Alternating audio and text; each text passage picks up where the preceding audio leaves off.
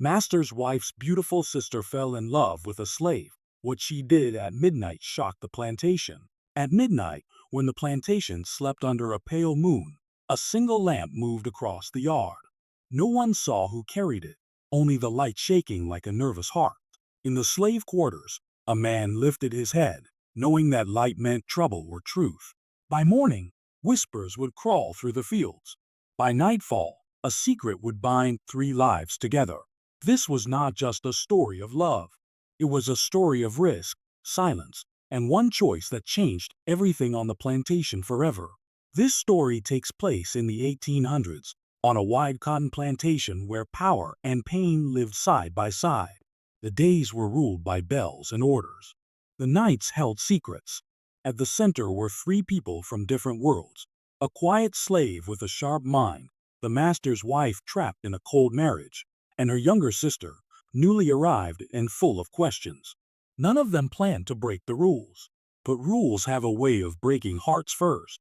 Before we begin, if you enjoy deep, emotional stories like this, please like this video, subscribe to the channel. The plantation of Red Willow stretched as far as the eye could see. White columns stood proud at the big house, while rows of cabins sat low near the trees. Life here followed strict lines: who could speak, who must bow, who could dream.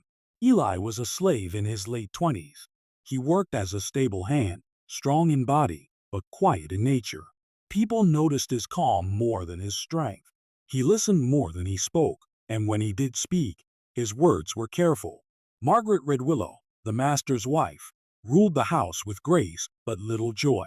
Her husband was often away and colder when home. She carried herself well, but loneliness followed her like a shadow. Then came Clara, Margaret's younger sister. She arrived from the city with bright eyes and soft laughter. Clara noticed things others ignored: the way Eli stood back, the way he looked at the stars after long days. From the first week, something unspoken began to grow. A look held too long, a silence that felt loud, and beneath it all, a danger none of them fully understood yet. Days at Red Willow moved slowly, but feelings did not. Clara settled into the big house as if she had always been there.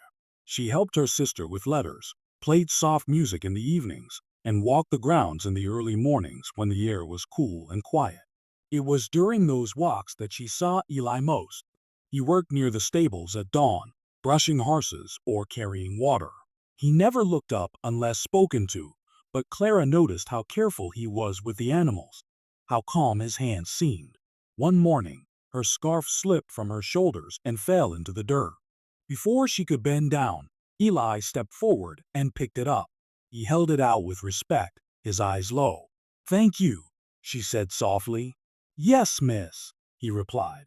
Their fingers did not touch, but both felt something strange in that small moment.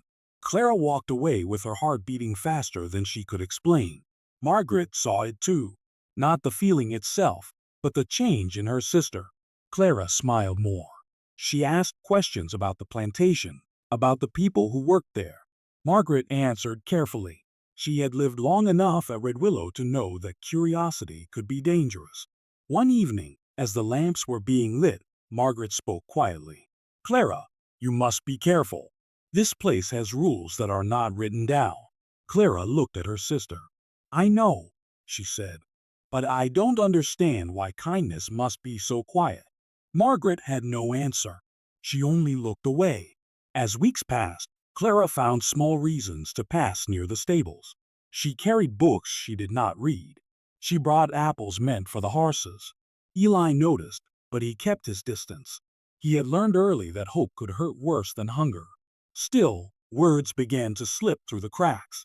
One afternoon, rain poured suddenly, sending everyone running for cover. Clara was caught between the trees and the stable. Eli saw her and waved her inside. They stood apart, listening to the rain drum on the roof. "I never liked storms," Clara said, trying to sound calm. "They pass," Eli replied. "All things do." She looked at him then, really looked. "Do you believe that?" He paused.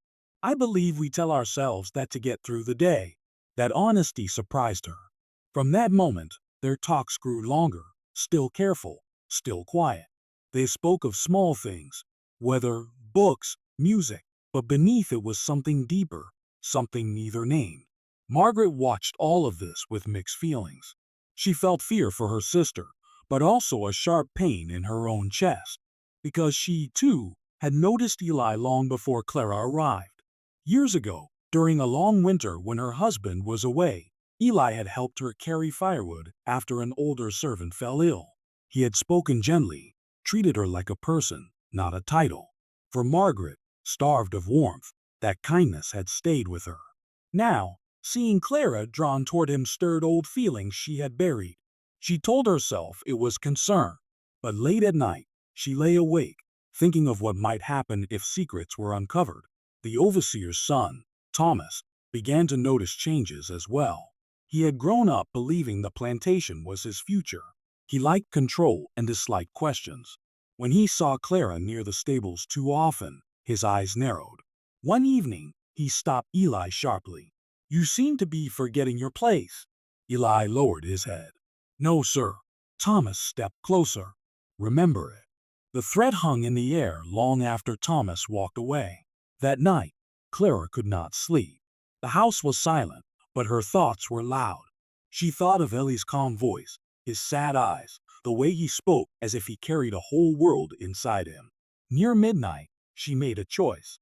She wrapped a shawl around herself and slipped out of her room. The halls felt longer in the dark. Her heart pounded as she stepped outside, carrying a small lamp. She knew it was wrong. She knew it was dangerous. But she also knew she could not turn back. In the distance, the stables waited in shadow. Eli, restless and unable to sleep, saw the light moving across the yard. His breath caught. No one came to the stables at that hour without reason. When the door opened and Clara stepped inside, both of their lives shifted. "Miss, you shouldn't be here," he whispered. "I know," she said, "but I needed to see you." The lamp flickered between them, casting long shadows. Outside, the plantation slept, unaware that something fragile and powerful had just begun. And neither of them knew that someone else was watching from the dark. The lamp's light shook between them, small but bright enough to change everything. Clara stood near the door, her hands tight around her shawl. Eli stayed still, his back against the wooden wall, as if moving might break the moment. "I won't stay long," Clara said. "I just needed to speak where no one could hear." Ellie's voice was low. "This place listens, even when it's quiet." She nodded. "That's why I came now." For a few seconds, neither spoke. The air felt heavy, filled with words they were afraid to say. Finally, Clara took a breath. "I know the rules here. I know what I am not supposed to feel, but I feel it anyway." Eli looked away. "Feelings don't change the world," he said gently. "They only make it harder to live in." "That's not true," she replied. "They change us." Her words landed deep. Eli had spent years building walls inside himself. In that moment, one cracked. Before he could answer, a sound came from outside. Footsteps. Slow, careful. Eli stiffened. He moved quickly and blew out the lamp. Darkness swallowed the stable. "Stay still," he whispered. Through a small gap in the wood, a shadow passed. Someone stopped, just outside. A hand touched the door, then pulled away. The steps faded. Clara's heart raced so fast she thought it might give her away. When Eli relit the lamp, both knew how close danger had come. "You must go," he said. "Now." She nodded, but her eyes were wet. "I'm sorry. I didn't mean to put you at risk." He shook his head. "You didn't. This place did." She left without another word. From that night on, nothing felt the same. The next morning, the plantation buzzed with quiet talk. A servant had seen a light near the stables. The overseer's son, Thomas, walked with sharp eyes and tighter lips. He watched Eli closely, looking for any sign of guilt. Margaret felt the change too. Clara avoided her eyes at breakfast. Her hands trembled when she poured tea. Later that day, Margaret found her sister alone in the garden.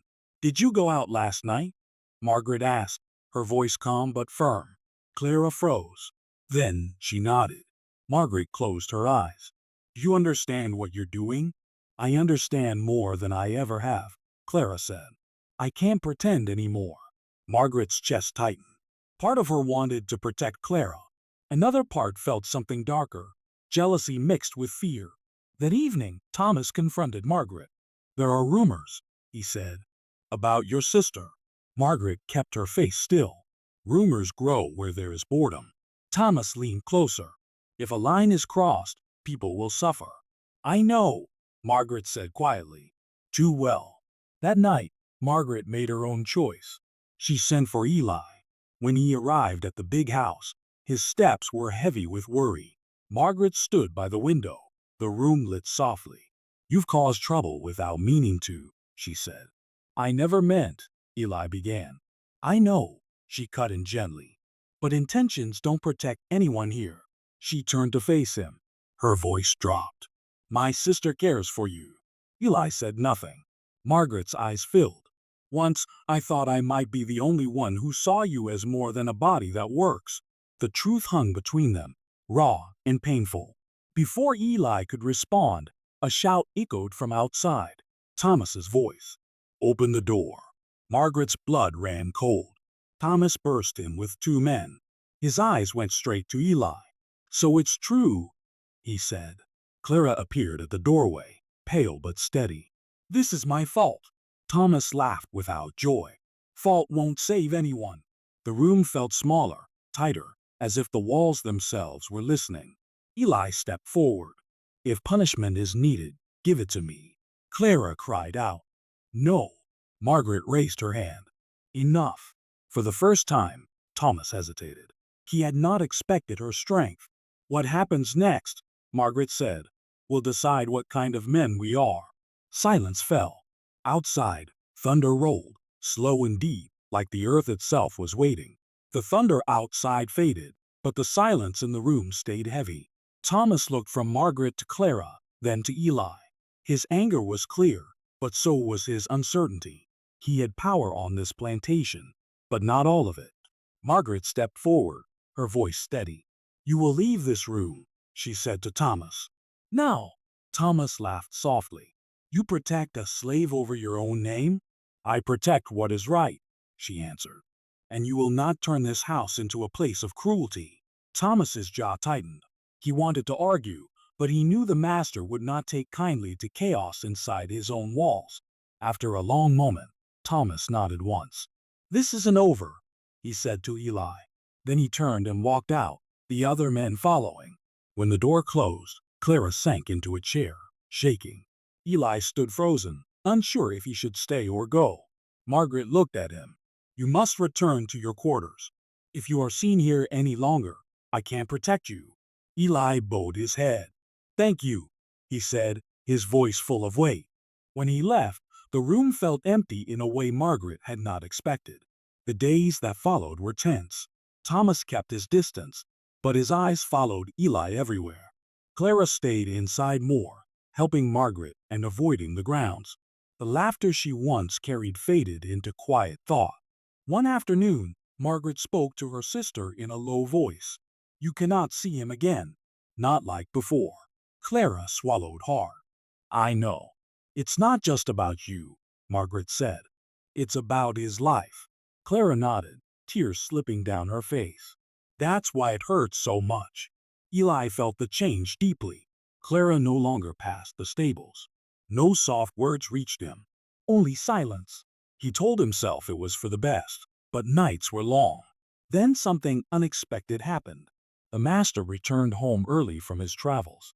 His arrival shifted the air of the plantation. He was a stern man, but not blind.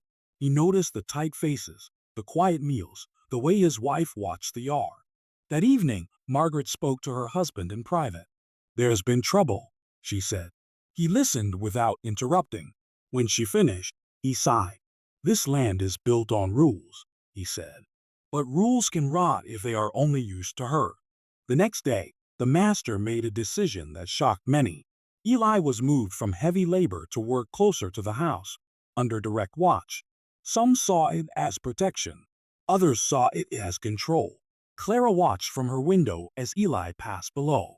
Their eyes met for a second. No words. just understanding. Thomas grew colder. He felt his authority slipping and blamed Eli for it. One night, he cornered Eli near the barns. "You think you've won?" Thomas said. "You think this ends well for you?" Eli met his gaze. "I think kindness always costs something." Thomas struck him to the ground. "Remember your place." Eli did not fight back. When Margaret learned what happened, something inside her hardened. She spoke again to her husband, this time with fire. "If this continues," she said, "blood will follow." The master looked long at her. "Then we must end it." A plan began to form, quiet, careful, and dangerous. Clara sensed it too. Late one night, Margaret came to her room. "There may be a way out," Margaret said softly. "Not for all of us, but for him." Clara's breath caught. "You mean freedom?" Margaret nodded. "It would mean letting go." Clara closed her eyes, tears falling.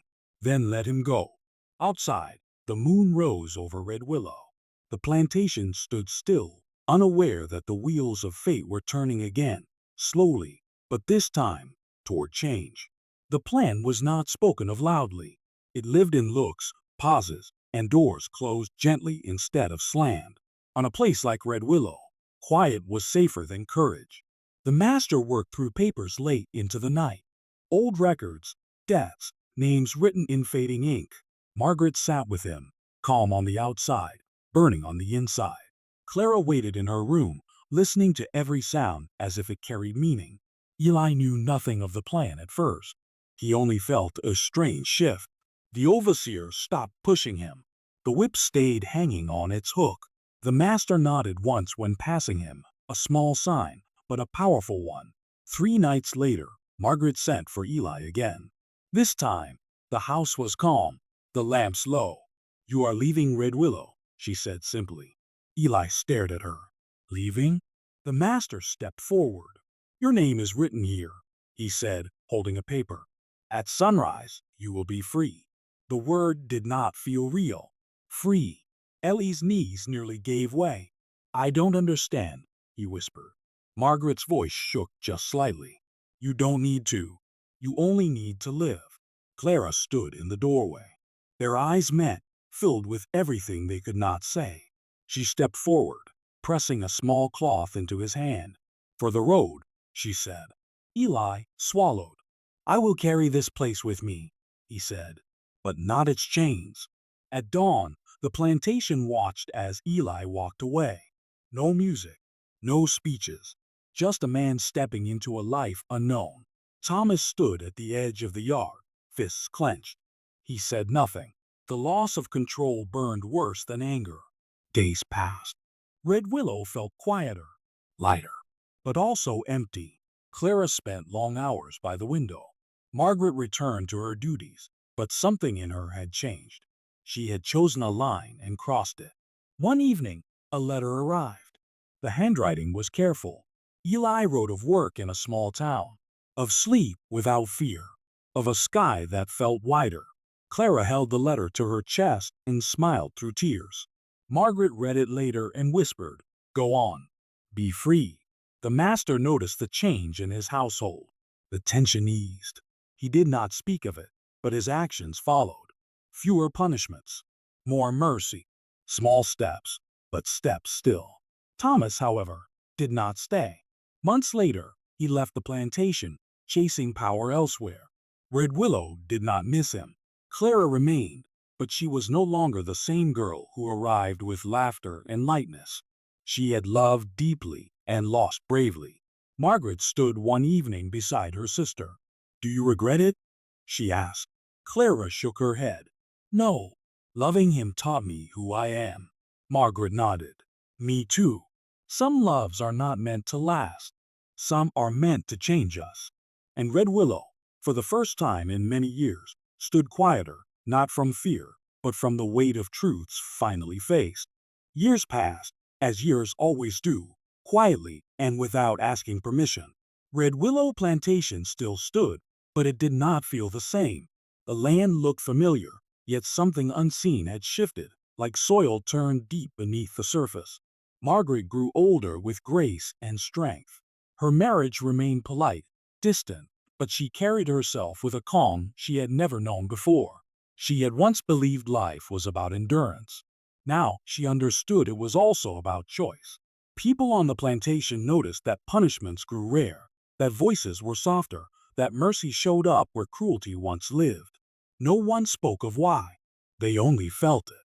Clara stayed at Red Willow for a few more years. She taught the younger children to read when no one was watching too closely. She walked the grounds with a steadier step, no longer curious in a careless way, but thoughtful, awake. Love had opened her eyes, and even though it had cost her, she never wished it away. Sometimes, late at night, she took out the cloth Eli had once touched and held it gently, smiling at the memory. Not with pain, but with gratitude. Ellie's life unfolded far from the cotton fields. He moved from town to town, learning, working, breathing freely. He built a small home of his own and filled it with simple things: books, a chair by the window, silence that did not frighten him. He never forgot Red Willow, but it no longer owned his dreams. He wrote less often as time went on, not from forgetting, but from living. Still, once a year, a letter arrived. Short, warm, honest. "I am well," he would write. "I am still free." Clara kept every letter. Thomas was rarely mentioned again.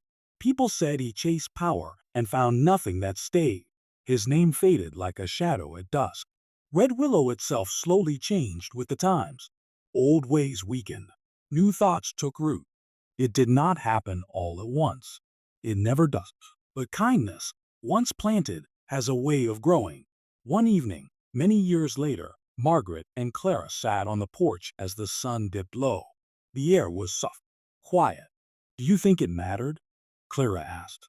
"What we did?" Margaret looked across the fields, then nodded. It mattered to him, and that was enough. They sat in silence, listening to the world breathe. Some stories are loud, filled with fire and endings. Others are quiet, made of small brave moments. This was one of those stories. A story of love that did not claim ownership, of freedom chosen over fear, of one midnight light that moved across a yard and changed lives forever. And though the plantation would one day disappear, that choice, that love, that act of courage would remain, written not in records, but in hearts.